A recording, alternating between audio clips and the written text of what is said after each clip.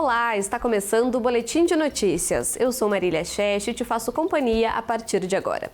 E o prazo para entregar a declaração de imposto de renda venceu no dia 31 de maio. E agora, quem ainda não entregou deve pagar uma multa com um valor mínimo de R$ 165,74. Veja os detalhes.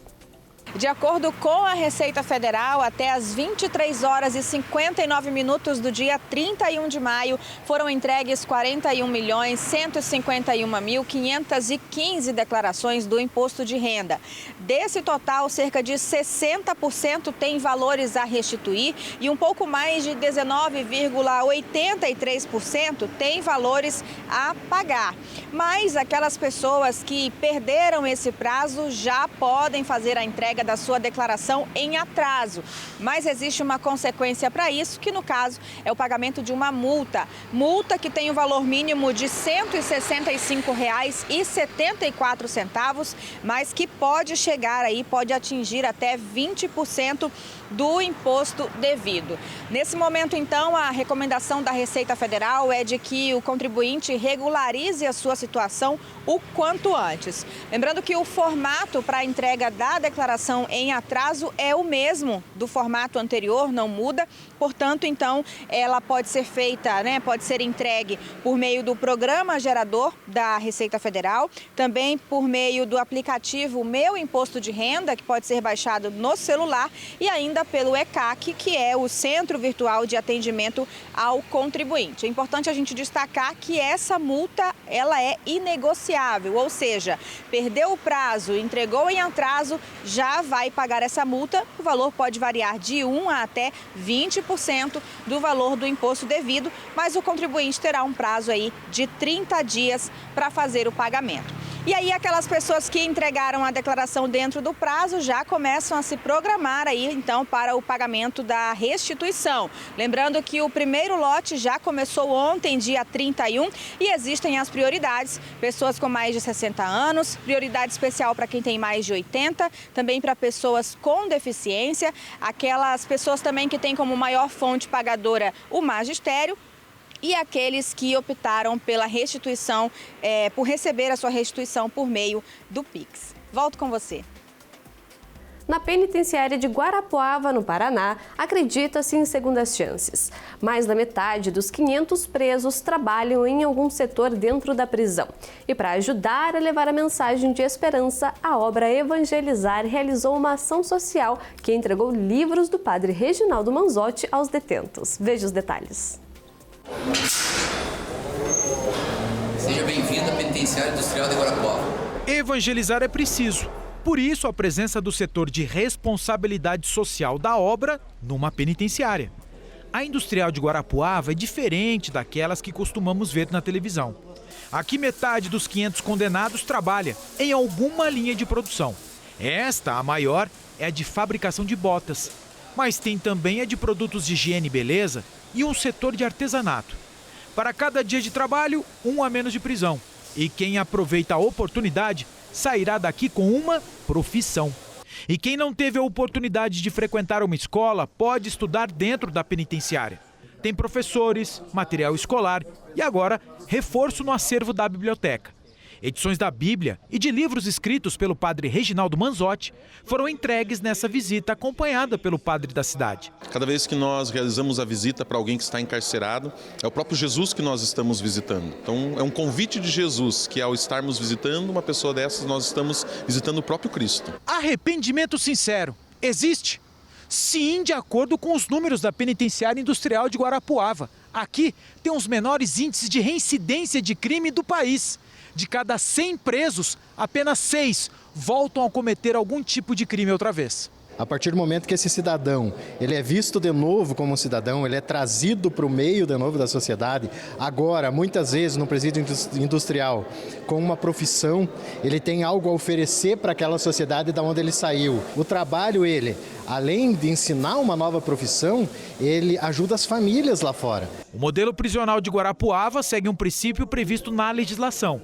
Um erro não pode ser reparado, mas é preciso fazer algo para que esse erro não se repita. A participação da obra Evangelizar é Preciso é trazer o elemento cristão a esse aprendizado. Fazer o bem não importa quem. O tradicional bolo de Santo Antônio é vendido em várias igrejas por todo o Brasil. Aqui em Curitiba, no Paraná, tem uma paróquia que está se destacando pela qualidade do bolo vendido. Se 12 de junho é dia dos namorados, dia 13 é dia de enaltecer e louvar aquele que está sempre disponível para ajudar na missão do amor. É por isso que há 4 anos a paróquia do Divino Espírito Santo, que fica aqui em Curitiba, dá aquela forcinha a mais para quem quer subir no altar. A Cassiele e a Doliana são colegas de trabalho e vieram buscar o bolo de Santo Antônio pela primeira vez. Os pretendentes, elas já têm e este ano estão querendo se casar. Vi na TV o bolo e achei que parecia bem gostoso e quero tentar achar um santinho, né? Eu passo todo dia aqui na frente e devo assim, quero comprar pelo menos uma vez. A quantidade de ingredientes impressiona. São mais de 700 quilos de farinha de trigo, 300 quilos de açúcar, 100 quilos de doce de leite e 4.000 ovos. Tudo para preparar o tradicional bolo de Santo Antônio. O trabalho é voluntário e é dividido em equipes de manhã, tarde e noite, que trabalham para produzir mais de 2.000 pedaços por dia. Aqui o nosso bolo, ele é produzido todo ele aqui. Nós temos equipes desde o dia 6 até o dia 13, nós temos diariamente equipes que vêm para confeccionar, para fazer o bolo. E o bolo é bom mesmo? Nossa, é uma delícia, é novinho. Eu trouxe até aqui um para você experimentar. Olha só. E vou torcer que tenha o santo aqui para você, para renovar o seu casamento. Eu soube que você já é casado, tem um filhinho.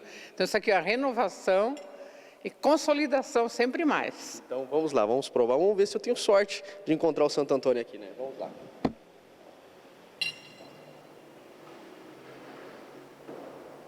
Só cuida do dente.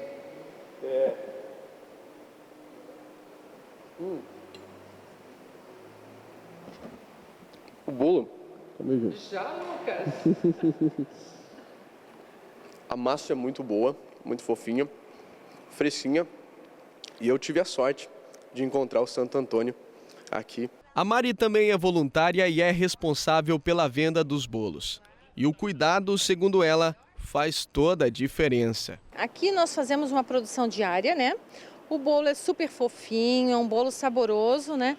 E muitas pessoas vêm buscar, que não nos conhecem, e retornam, né? Então a procura sempre é muito grande. E olha, se você não teve a sorte de achar um dos mais de 4.000 santinhos distribuídos nos pedaços de bolo, não se preocupe. A paróquia pensou também em quem quer levar o santo para casa. Caso não tenha a sorte de encontrar o santo, nós pensamos numa opção B. Então nós temos as imagens aqui para vender também, né? Santo Antônio pode ser levado para casa, né? Para abençoar, para cuidar, para unir as famílias e também o santo casamenteiro, né? Em Conceição do Jacuípe, na Bahia, a hidroponia tem sido utilizada com sucesso na produção de hortaliças. O resultado são alimentos saudáveis que são comercializados em grande escala para mais de 10 cidades do estado e também para o Pernambuco.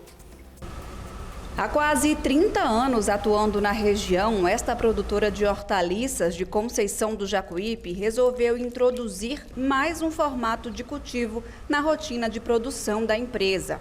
Desde 2007, espécies como o agrião, salsa, 4 variedades de alface são cultivadas em espumas fenólicas, este substrato de argila que substitui a terra. É um material inorgânico que facilita, né, a absorção de água e, ao mesmo tempo, ele facilita que a água escorra, né? Então não vai ter água de mais nem de menos na planta. Ele não tem nada de orgânico, o que facilita o controle, né, de alguns fungos, algumas bactérias, né, que gostam desses ambientes onde tem material orgânico.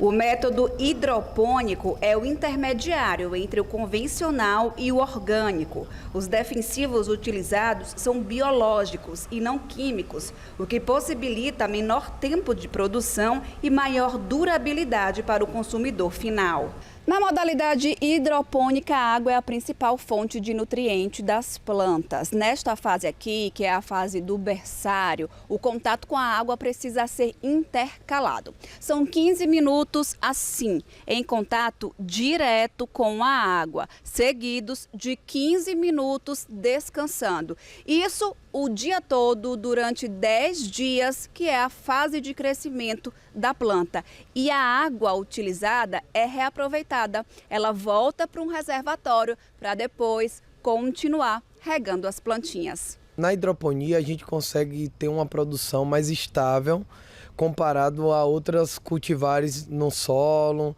porque tem muitas interferências climáticas, mas a gente tem uma estabilidade melhor do que ao do práticas convencionais. Daqui saem hortaliças para mais de 10 cidades. Feira de Santana, atendendo as macro-regiões e micro-regiões também.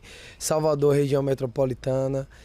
Valença, Santo Antônio de Jesus. A gente tem uma logística até Juazeiro, Petrolina, atendendo a grandes supermercados das regiões, atacado e varejo.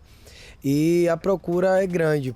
E agora vamos conhecer o trabalho de uma família de agricultores com frutas cítricas. Acompanhe.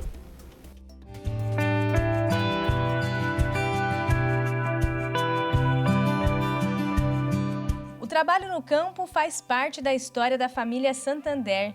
São pelo menos 30 anos produzindo alimento e levando saúde ao consumidor.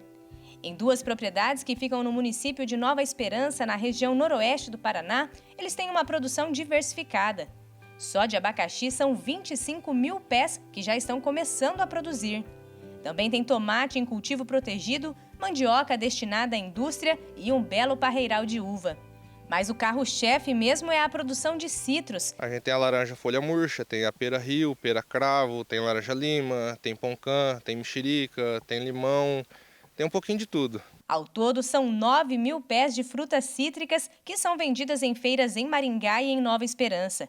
Uma atividade que requer dedicação e cuidados para garantir a qualidade. A gente planta, a gente colhe, né, com carinho, né, e leva lá com cuidado, né, para não bater, para não machucar, né, as frutas, no caso. Então para a gente é uma maravilha isso aí. A gente levar, no caso, as frutas, né, bem conservadas, né. Um dos desafios na produção de citros é o controle de pragas e doenças. Por isso, o Lucas, que é engenheiro agrônomo, está sempre por perto para fazer o controle. Falando na parte de doenças, é o greening, né? Acho que é o grande desafio, né? Ele, quando detectado no pomar, essa planta tem que ser erradicada. Ele causa o definhamento da planta. A planta está ali sadia, começa um galho ali a amarelar e ele vai definhando a planta toda. E aí essa planta doente, se ela continuar no pomar, o psilídeo ele pode ali sugar ali aquela planta e vai transmitindo esse problema para outras do lado, né? Mesmo com os desafios, os produtores estão otimistas com a produção. É que, diferente do ano passado, as condições climáticas estão mais favoráveis. O ano passado foi complicado por causa do clima, né? Foi um ano muito seco, muito ruim de chuva, né? Também teve geada, que também prejudicou. E esse ano, graças a Deus, está chovendo bem regularmente, né? Então, uma questão de florada, segura florada, né? Então dá uma produção boa.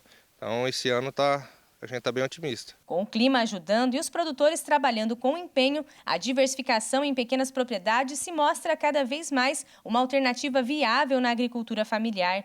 É por isso que a família Santander está feliz com os resultados. O serviço nosso, assim, é bem complicado, é bem difícil, né?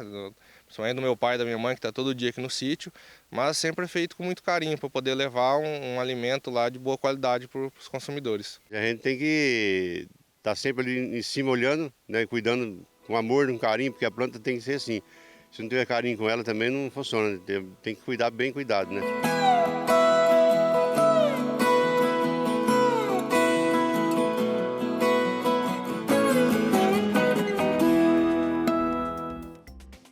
Está terminando o Boletim de Notícias. Obrigada pela sua companhia e até a próxima.